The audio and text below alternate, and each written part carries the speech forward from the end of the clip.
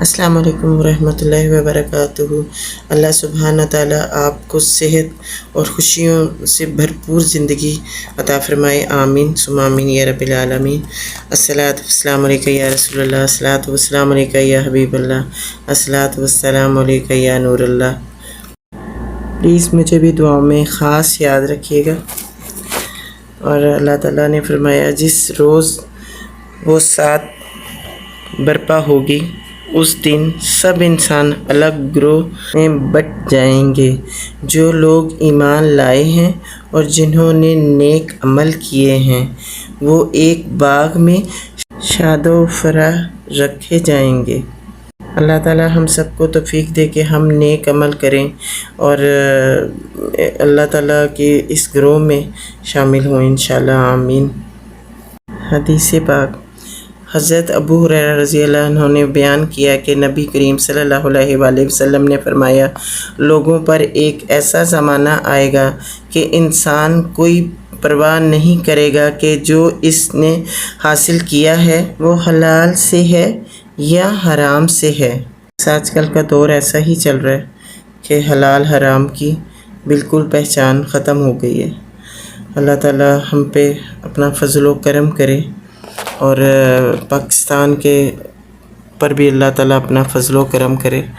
ہمارے قائد جناب محمد علی جناح، جو ہمارے بہت ہی محبوب، بہت ہی پیارے قائد اعظم، جنہوں نے اپنی انتھک محنت کے ساتھ پاکستان بنایا، ہمیں پاکستان میں عزت کے ساتھ رہنے کا عزم دیا اور بنیاد رکھی پاکستان کی۔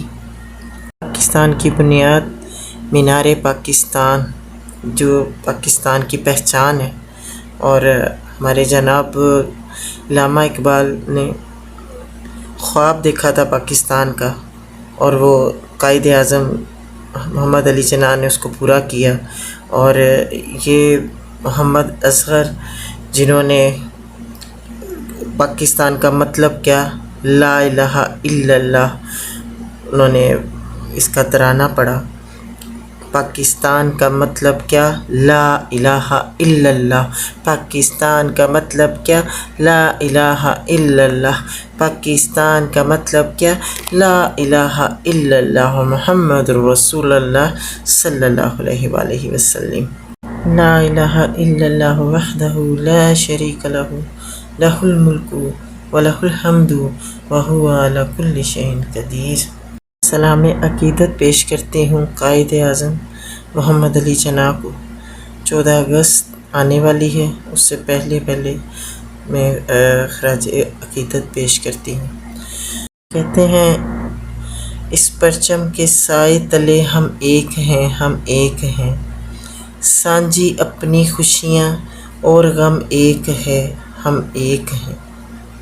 کس قدر خوبصورت ترانہ پڑھا گیا ہے، اور اس ترانے کی کوئی قدر نہیں ہو رہی۔ اس کو بالکل بھی اس طرح سے نہیں، اس ترانے کو غور سے نہ سنا نہ اس پہ عمل کیا کہ اس پرچم کے سائے تلے ہم ایک ہیں۔ تو کیا ہم ایک ہیں اس پرچم کے سائے تلے؟ ہم اس پرچم کے سائے تلے سب ایک نہیں ہیں، ہم تو سب ایک دوسرے کی ٹانگ کھینچ رہے ہیں نا، ہم ایک نہیں ہیں۔ جناب قائد اعظم محمد علی جناح نے فرمایا، میری زندگی کی واحد تمنا یہ ہے کہ میں مسلمان کو آزاد و سر بلند دیکھوں۔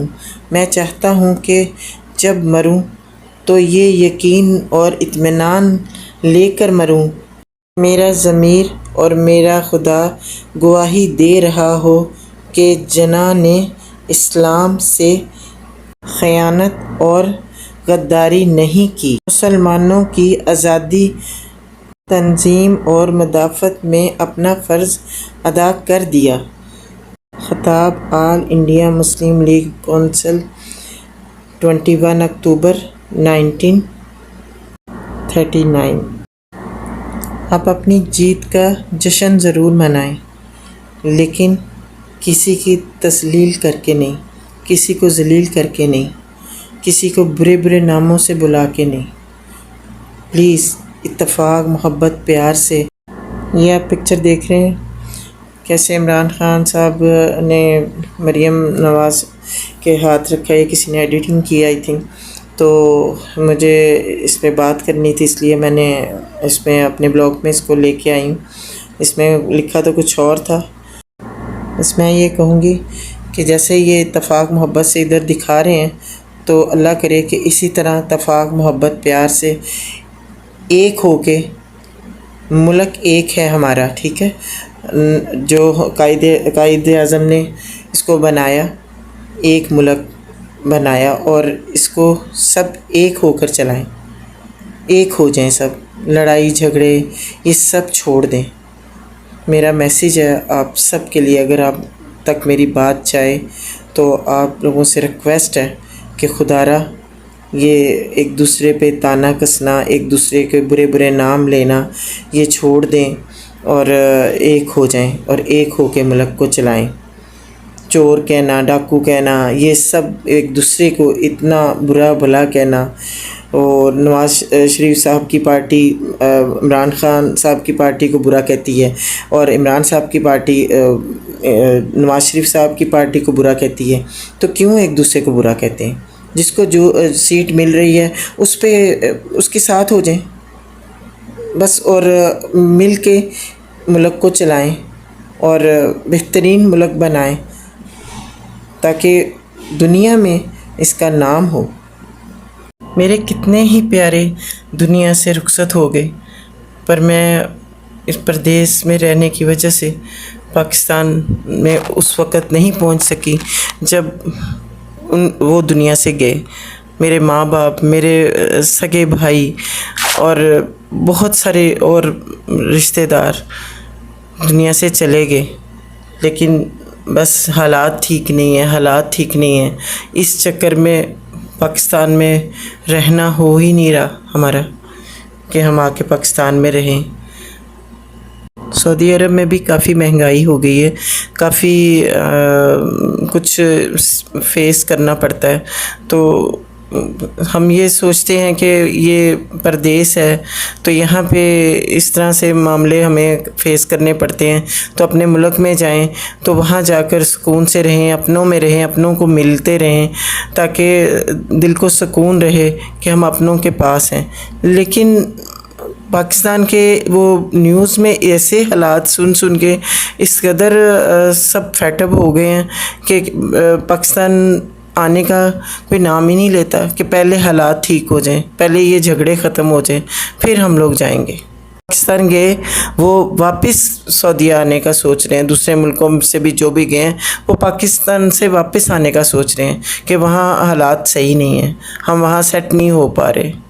بجلی کا سنا ہے کہ کافی گھنٹوں بجلی ہی نہیں آتی اور بہت شدید مہنگائی ہے. تو یہاں سعودیہ میں رہنے والے تو اے کے بغیر رہتے ہی نہیں. تو کب حالات ٹھیک ہوں گے پاکستان کے؟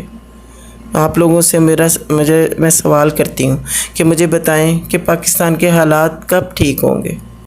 پلیز ایک دوسرے کی ٹانگ نہ کھینچیں، پلیز آپ سے ریکویسٹ ہے. دنوں سے میں چاہ رہی تھی، جب سے میں یہ جھگڑے حکومت کے سن رہی ہوں تو میں چاہ رہی تھی بات کروں، تو آج بہت دکھی ہو کے میں بات کر ہی دی ہے.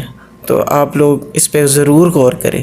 عورتوں کو میں دیکھتی ہوں کہ روڈوں پہ آئی ہوئی ہیں اور نعرے کس رہی ہیں، مردوں کی شانہ بشانہ کھڑی ہیں اور کوئی پردے کا کسی چیز کا خیال نہیں ہے. تو پلیز آپ، میں مانتی ہوں کہ آپ نبی پاک صلی اللہ علیہ وسلم کی عاشق رسول ہیں آپ لوگ، لیکن ایسا نہیں ہے. نبی پاک صلی اللہ علیہ وسلم نے کہا مدینہ کی ریاست ایسی نہیں ہے کہ اس میں عورتیں باہر آئیں اور آوازیں کسیں اور اس طرح سے رش میں کھڑی ہو کے تو بات کریں اس طرح سے کہ نبی پاک صلی اللہ علیہ وسلم کی بات ہو رہی ہے اور آپ لوگ روڈ پہ نکلی ہوئی ہیں. تو نبی پاک صلی اللہ علیہ وسلم کو تو جو قرآن پاک میں اترا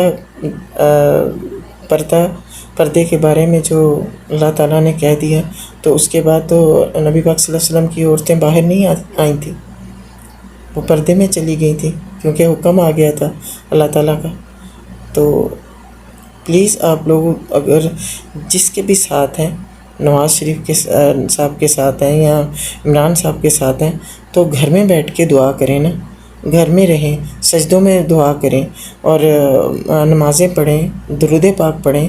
آپ جب نبی پاک صلی اللہ علیہ وسلم کی آپ محبت آپ کو ہے اور جو نبی پاک صلی اللہ علیہ وسلم کا نام لے رہے ہیں اس سے محبت ہے، تو پھر آپ گھر میں بیٹھ کے اللہ کا ذکر کر کے تو اس کے حق میں دعا کریں، نہ کہ آپ روڈوں پہ آئیں اور بے پردگی کریں اپنی۔